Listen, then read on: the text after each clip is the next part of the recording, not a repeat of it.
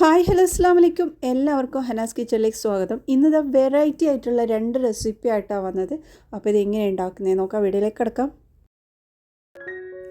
അപ്പോൾ നമുക്ക് ഇവിടെ ആദ്യം മസാലയാണ് ഉണ്ടാക്കേണ്ടത് കേട്ടോ. അപ്പോൾ അതിനായിട്ട് ഞാൻ പാനിലേക്ക് കുറച്ച് എണ്ണ വെച്ച് കൊടുത്ത് അതിലേക്ക് പെരിഞ്ചീരകം ഇട്ട് ഒന്ന് പൊട്ടുന്ന സമയത്ത് നമുക്ക് വെളുത്തുള്ളി ഇഞ്ചിയും ചതച്ചത് ഇതിലേക്ക് ചേർത്ത് കൊടുക്കാം. അത് നന്നായി ഒന്ന് വഴറ്റിയെടുത്തതിന് ശേഷം ഇതിലേക്ക് 2-3 പച്ചമുളകും ചേർത്ത് കൊടുത്ത് അതും കൂടി ഒന്ന് ഇളക്കിയെടുക്കാം. ഇനി സവാള ഒന്ന് ചേർത്ത് കൊടുക്കാം. അപ്പോൾ 2 മീഡിയം സൈസ് സവാള ചേർത്തത്.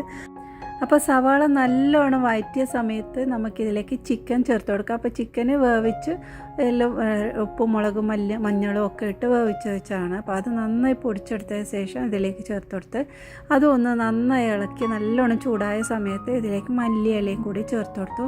ഇത് നന്നായി ഇളക്കിയെടുക്കാം. ഇനി നമുക്കിതിലേക്ക് കുറച്ച് പൊടികൾ ചേർത്ത് കൊടുക്കേണ്ടത്.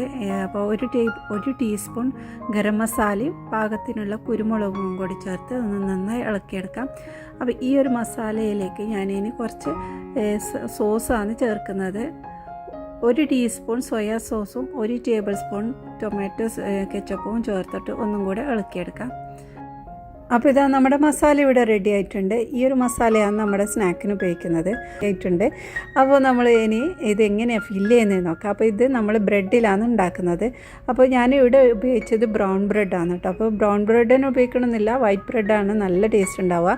അപ്പോൾ ഇതാ ബ്രെഡ് ഇതുപോലെ സൈഡെല്ലാം കട്ട് ചെയ്തതിന് ശേഷം 3 ബ്രെഡാണ് ഞാൻ എടുത്തിട്ടുള്ളത്. 3 ബ്രെഡ് ഒരുമിച്ച് വെച്ചിട്ട് ഒന്ന് നന്നായിട്ടൊന്ന് പ്രസ് ചെയ്ത് ഒന്ന് പരത്തിയെടുക്കുക. പരത്തിയെടുക്കുമ്പോൾ നമുക്ക് നല്ല തിന്നായിട്ട് കിട്ടും.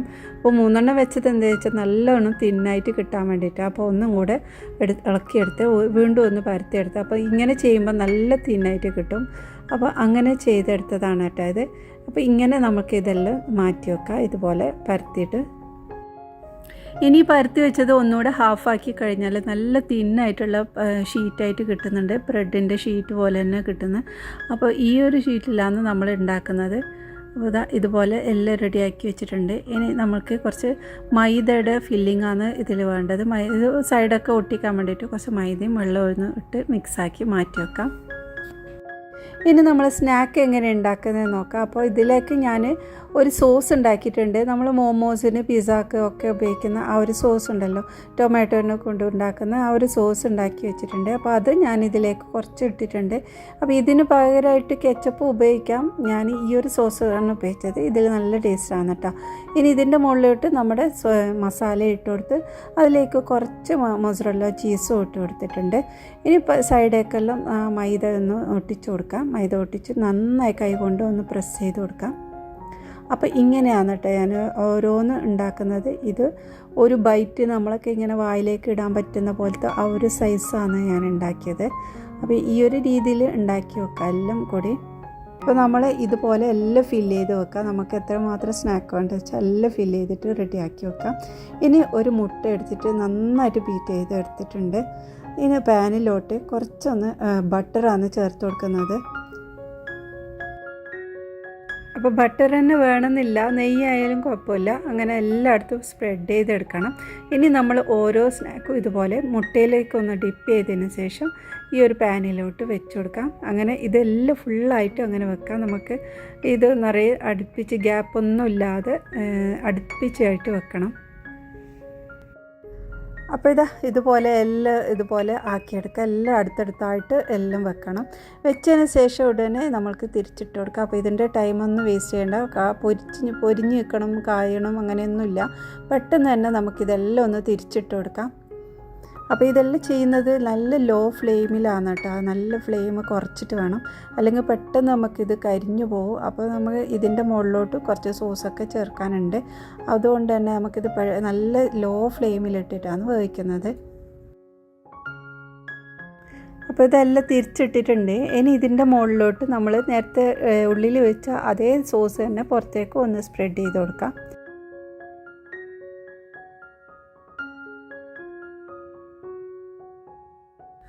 അപ്പോൾ ഇതാ നമ്മുടെ സോസെല്ലാം ഇതുപോലെ ആക്കിയ ശേഷം ഇതിൻ്റെ മുകളിലോട്ട് നമുക്ക് മൊസറല്ല ചീസാണ് ഇട്ട് കൊടുക്കുന്നത്.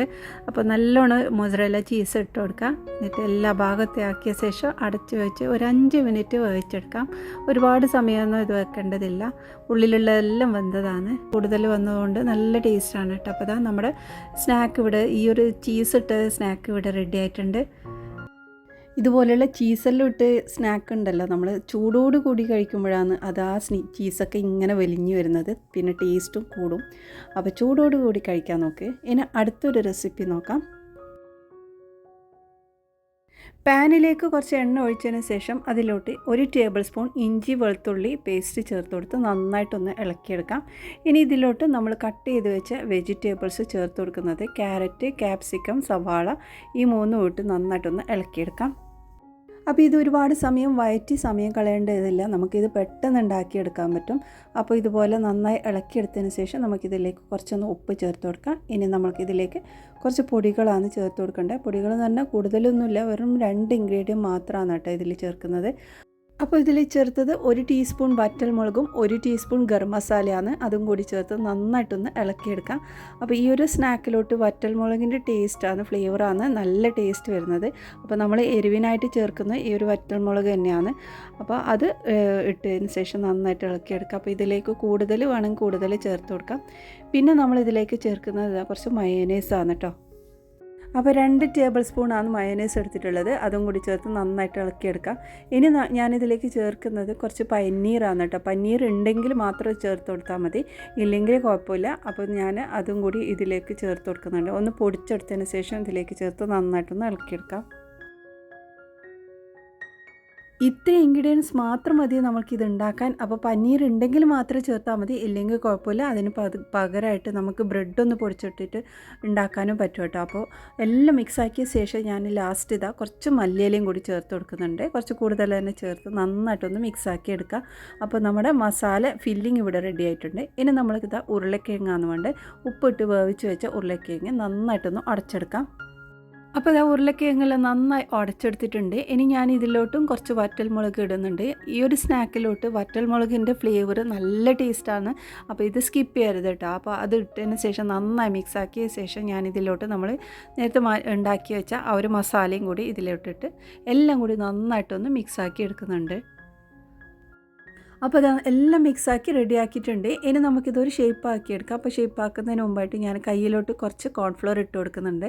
ഇങ്ങനെ കോൺഫ്ലോർ ഇടുമ്പോൾ നമുക്ക് ആ ഒരു ഷേപ്പ് കറക്റ്റാക്കി കിട്ടുന്നുണ്ട് കേട്ടോ. അപ്പോൾ ഇങ്ങനെ വേണമെങ്കിൽ ഇങ്ങനെ ആക്കാം, അല്ലെങ്കിൽ ഓയിൽ ചേർത്താലും മതി കയ്യിലോട്ട്. അപ്പോൾ ഇതാ നന്നായിട്ടൊന്ന് റോൾ ചെയ്തതിന് ശേഷം ഒരു ഷേപ്പാക്കി എടുക്കാം. അപ്പോൾ ഇത് നമ്മുടെ സ്നാക്കെല്ലാം ഈ ഒരു രീതിയിൽ റെഡിയാക്കി വെച്ചിട്ടുണ്ട്. അപ്പോൾ ഇതിൽ നമ്മുടെ ആ ചില്ലി ഫ്ലേക്സ് നല്ല ടേസ്റ്റാണ്, അതിൻ്റെ ഫ്ലേവറാണ് ഇതിൽ ഹൈലൈറ്റ് ആയിട്ട് വരുന്നത്. അപ്പോൾ അത് സ്കിപ്പ് ചെയ്യാതെ ഇടണം കേട്ടോ. അപ്പോൾ ഇനി നമ്മൾ ഇത് ഫ്രൈ ചെയ്ത് കൊടുക്കാം. അപ്പോൾ അതിനായിട്ട് ഇവിടെ ഞാൻ കുറച്ച് കോൺഫ്ലോറാണ് മിക്സാക്കി വെച്ചിട്ടുള്ളത്, അതിലോട്ട് ഡിപ്പ് ചെയ്തിട്ടാണ് ഉണ്ടാക്കുന്നത്. പക്ഷേ ഞാൻ ഇവിടെ കോൺഫ്ലോറിനേക്കാളും ഒന്നും കൂടെ നല്ലത് മുട്ടയായിരിക്കും കേട്ടോ. കാരണം ഇത് കോൺഫ്ലോർ ഇട്ടിട്ടാകുമ്പോൾ ഒന്നുകൂടെ ലൂസായ പോലെ തോന്നിച്ച് നമ്മൾ ഫ്രൈ ചെയ്യുന്ന പോലെ ഒരു സമയത്ത്. അപ്പോൾ മുട്ടയാകുമ്പോൾ കുറച്ചും കൂടെ നല്ലൊരു ടൈറ്റായിട്ട് നിൽക്കുമെന്ന് വിചാരിക്കുന്നത്. അപ്പോൾ അങ്ങനെ ചെയ്ത് നോക്കട്ടോ. പക്ഷേ ടേസ്റ്റൊക്കെ നല്ല ടേസ്റ്റാണ്, അടിപൊളിയാണ്. ഇനി ഇതാ ബ്രെഡ് ക്രംസിലും കൂടിയിട്ട് നന്നായിട്ടൊന്ന് ഷേപ്പാക്കി എടുക്കുക. അപ്പോൾ ഈ ഒരു രീതിയിൽ എല്ലാം റെഡിയാക്കിയിട്ടുണ്ട്. അപ്പോൾ ഇതാ കുറച്ച് മുന്നേ ഇതുപോലെ ബ്രെഡ് ക്രംസിലൊക്കെ ഇട്ട് കഴിഞ്ഞാൽ ലാസ്റ്റ് ഫ്രൈ ചെയ്യുന്ന സമയത്ത് ഒന്നും കൂടെ ഇതുപോലെ ഷേപ്പാക്കി കഴിഞ്ഞാൽ നല്ലൊരു ഫിനിഷിംഗ് ആയിട്ട് കിട്ടും, നല്ലൊരു പെർഫെക്റ്റ് ആയിട്ട് കിട്ടും. ഇനി നമ്മളിത് നല്ല ചൂടായ എണ്ണയിലേക്ക് ഇട്ട് പൊരിച്ചെടുക്കാം. അപ്പോൾ നല്ല ഗോൾഡൻ കളറാവുന്ന വരെ ഫ്രൈ ചെയ്തെടുക്കണം. ഇട്ട ഉടനെ നമ്മളിത് തിരിച്ചിടാൻ പാടില്ല, അതിൻ്റെ ആ കോട്ടിങ്ങെല്ലാം ഇളകിപ്പോവും. അപ്പോൾ കുറച്ചൊരു ആ ഒരു ഭാഗം നല്ലൊരു ബ്രൗൺ കളർ ആകുന്ന സമയത്ത് നമുക്കിത് തിരിച്ചിട്ട് കൊടുക്കാം. അപ്പോൾ നല്ല ടേസ്റ്റും നല്ല ഈസിയും ആയിട്ടുള്ള സ്നാക്കാണ്, ട്രൈ ചെയ്ത് നോക്ക്. അപ്പോൾ ഇന്ന് ഷെയർ ചെയ്ത 2 റെസിപ്പിയും നിങ്ങൾക്ക് ഇഷ്ടമായിട്ടുണ്ടാകുമെന്ന് വിശ്വസിക്കുന്നു. ഇതുപോലുള്ള റെസിപ്പിക്ക് വേണ്ടി ചാനൽ സബ്സ്ക്രൈബ് ചെയ്ത് സപ്പോർട്ട് ചെയ്യണേ. ഇനി അടുത്ത നല്ല റെസിപ്പിയുമായി വീണ്ടും വരാം. ബൈ.